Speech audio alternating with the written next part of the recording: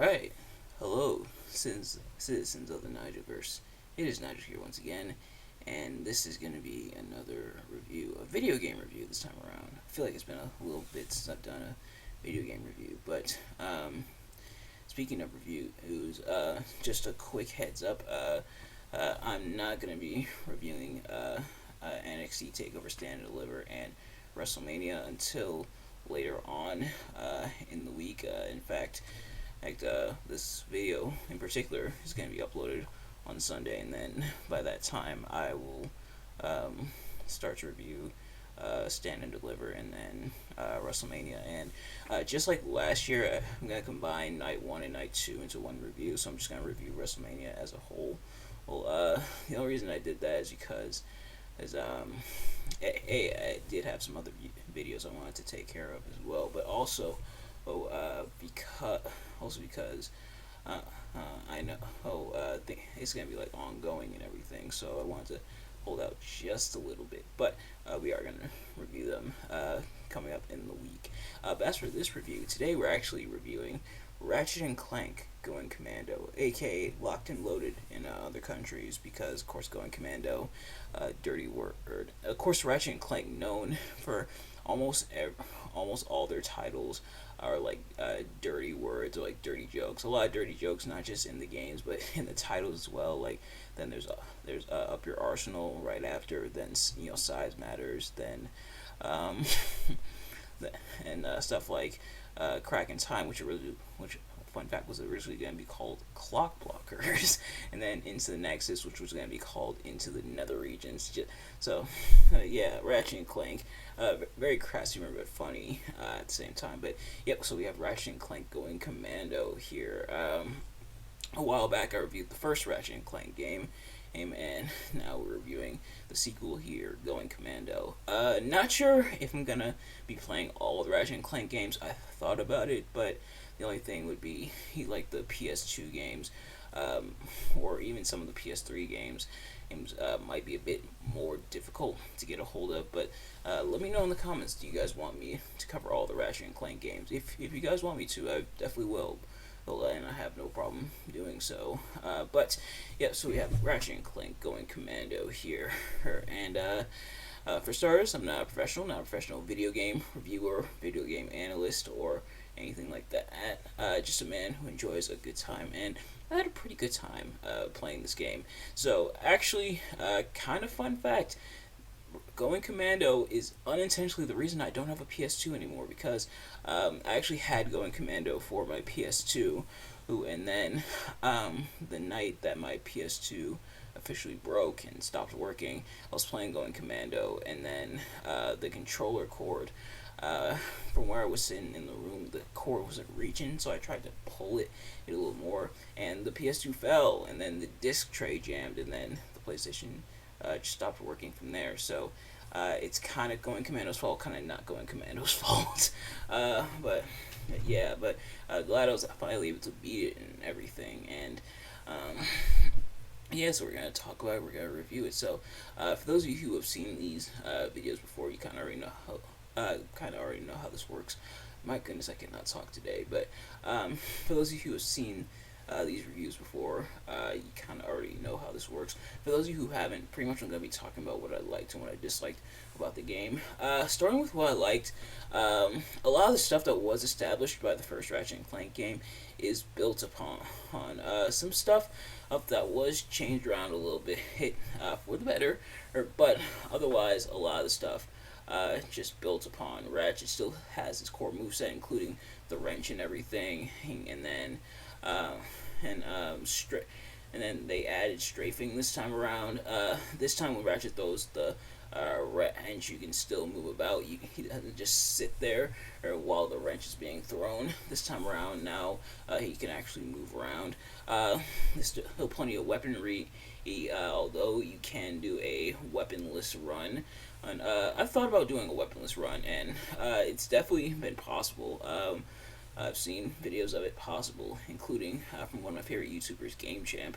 Go check them out. But yeah, so weaponless is possible, but me, I like the weaponry in the Ratchet and Clank games. It's usually a lot of fun, and And it's kind of like the whole point, and you definitely needed weapons this time around for the game. But yeah, so a lot of the stuff that was established in the first Ratchet and Clank game kind of revisited here. Some differences, though, some new stuff that was added for starters. For starters, like I said, they add the strafing. Um, but now you're a nanotech. Again, I cannot talk today, but your nanotech upgrade is a bit different. So in the first game, you had to get premium nanotech. Like you had to like buy it and everything. This time around, after defeating a certain amount of enemies, your nanotech will increase naturally. So you'll naturally get more nanotech, and you'll get nanotech upgrades and everything, and, just by progressing the game normally. So being able to do that instead of having to buy it, I think is pretty cool. You get some wrench upgrades. You get two different wrench upgrades. You find two different wrenches hanging out around the place. That you can pick up and makes your wrench stronger. Or this time around, the weapons can upgrade too, and they can upgrade to more powerful versions of weapons. And the platinum bolts that you find, you can now use to add different modifications to your weapon, such as a lock-on mod, an acid mod, stuff like that. And so adding those things, I think, is pretty cool and gives you a lot more bang for your buck and everything with the weapons. And the weapons this time around are pretty cool for the most part. You got stuff like the bomb, which this time you can upgrade to the mini nuke. You got the bouncer, fantastic weapon, and you can upgrade that to the heavy bouncer. You got stuff like the plasma coil, so all kinds of new weaponry. But if you have a saved version of Ratchet and Clank 1, you get access to other games from the previous games, such as the Visibomb and the Tesla Claw, the Bomb Glove, and the Rhino, if you were able to get the Rhino from the first game, which I was not able to. But just having those in there is kind of cool. Well, a bit of a novelty sort of thing, but yeah, so kind of cool. And the game this time, is still difficult at points, but this time does seem a bit more forgiving, such as the aforementioned nanotech upgrades, as well as the fact that you're not quite as strapped for bolts. Like, a very few times did I find myself like out of bolts to either progress the game or buy weapons or ammo. If getting bolts in the first game felt like way more of a chore, or especially when I had to save up for expensive weapons like the Tesla Claw that you really needed in the first game. This time around, not as much. This time around, getting bolts and everything is a lot easier, and like I said, a lot easier to get bolts. You won't find yourself running out as much. I only maybe found like one or two instances when I didn't have enough bolts for something and I had to go back to find more. But then again, I easily found more when I needed more. So the fact that it's not as much of a slog this time around is pretty good. And you're able to obtain bolts not just with like the ship challenges, which I believe this is the first time that the ship is playable. Well, if I'm not mistaken, you weren't able to play as the ship, or maybe not play as the ship, but like play like ship type missions, similar to like Star Fox in the first game. And you also have different challenges and stuff like the Megacorp Arena and everything. And, speaking of which, the story this time around, similar to the first game, this game also has a narrative. This one being that we have to retrieve the protopet for Mr. Fizzwidget, who turns out to be Captain Quark in disguise. Captain Quark kidnapped the real Mr. Fizzwidget, and then pretty much released the protopets early when they were nowhere near completed. Sound familiar? To wreak havoc upon the world. And the goal is because, of course, in the first game, Captain Quark is presented as a bad guy for working with Chairman Drek and double crossing Ratchet and Clank and everything, trying to get back into the good graces of the public by saving everyone from the Protopet menace. So this time around, Ratchet and gang and have to eventually stop him and the Protopet, and kind of the twist where the person you think is going to be the villain, which is this thief who stole the Protopet, turns out to be the hero, and turns out to be Angela Cross, who's a fellow Lombax, just similar to Ratchet, in disguise, and then she works with us as well. So, the story there is pretty decent, kind of goofy for the most part, similar to like the first game, but yeah, so pretty good stuff in that end. In terms of what I didn't like I said, the game is forgiving, but the game can get really difficult sometimes, especially in like the later levels. For example, Planet Snivelak, which is actually as far as I got when I played it on the PS2. I didn't get further than Snivelak. Snivelak is a really hard level. Like the difficulty curve goes through the roof. The difficulty meter is cranked all the way to max for Snivelak, and is probably the most difficult area in the entire game. And what I've noticed is that the difficulty curve kind of like does this oftentimes in the game, and there are areas that are really really easy, but then a lot of areas, more so in the later areas, that are like really really tough, and I mean like really tough. It doesn't feel natural. It feels kind of breakneck, like oh, here's a relatively easy time. Oh, but now it's way difficult.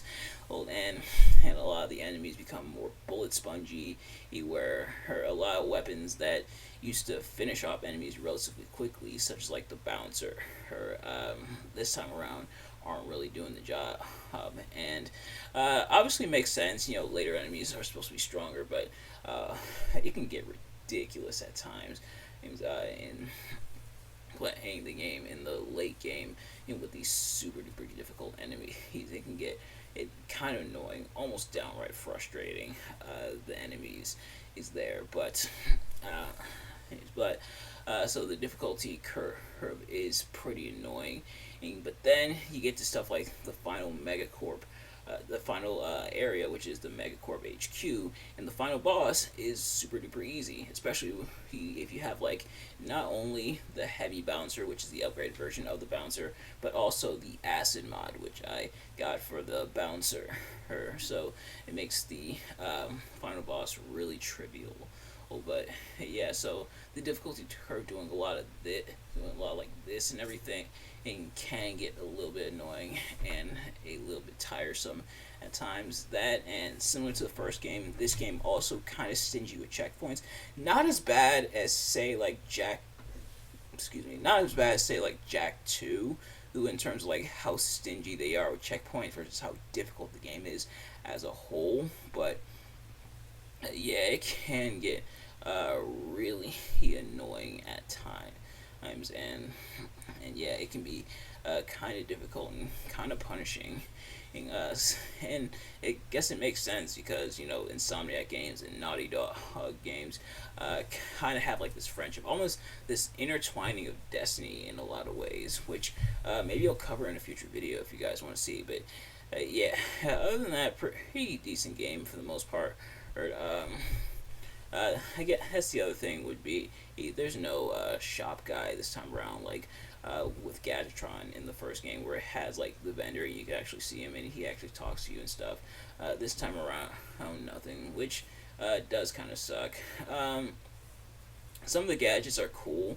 Well, not like the weapons, but like the gadgets this time around. But some of them are a bit annoying, such as like the electrolyzer and the trespasser this time around.